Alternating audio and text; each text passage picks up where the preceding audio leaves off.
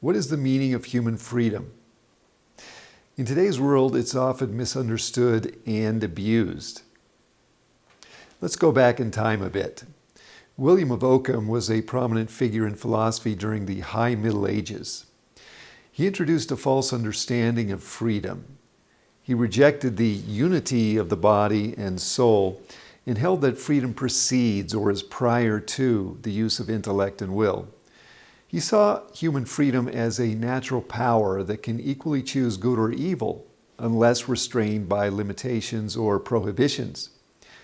He did not view freedom as governed by the intellect and will to be ordered to the true good, but as a power to arbitrarily choose whatever one desires.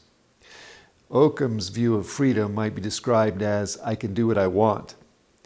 This same view is prevalent in postmodern society. In today's world, people often base their freedom on emotions and desires rather than on reason and the precepts of the natural moral law. Another error is found in thinking that good intentions justify evil activities. This leads to all kinds of errors. One of those errors is called situation ethics. Situation ethics holds that the moral law is flexible according to circumstances. It's the notion that as long as a person has good intentions, he may do as he wishes. For example, lie so as not to hurt someone's feelings, abort a child so as not to hamper one's career, or engage in homosexual acts so as to experience sexual pleasure as one desires. The first principle of moral reasoning, however, is to do the good and avoid evil. Regardless of whatever good intentions a person may have, if he engages in an evil act, he commits evil, offends God, and harms himself and others. Another way of saying this is that the end does not justify the means. For example, abortion is an act that is always wrong. It's intrinsically evil. Although someone may have a good intention in mind, the act of direct abortion always and without exception remains morally blameworthy.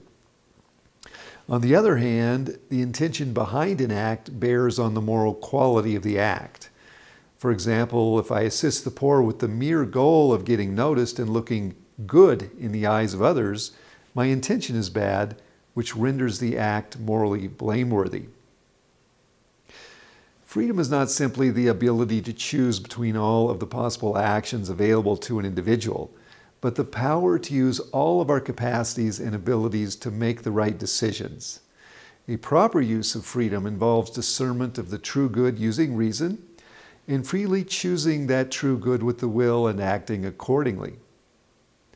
Furthermore, a person's intentions factor into the moral quality of an act, as I said earlier.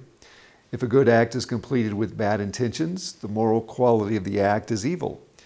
On the other hand, good intentions cannot render an evil act into one that is good. God has bestowed man with freedom, which is the highest power of movement, in order that he may freely choose the true good and demonstrate his love for God and neighbor, acting in accord with human dignity, including one's own dignity.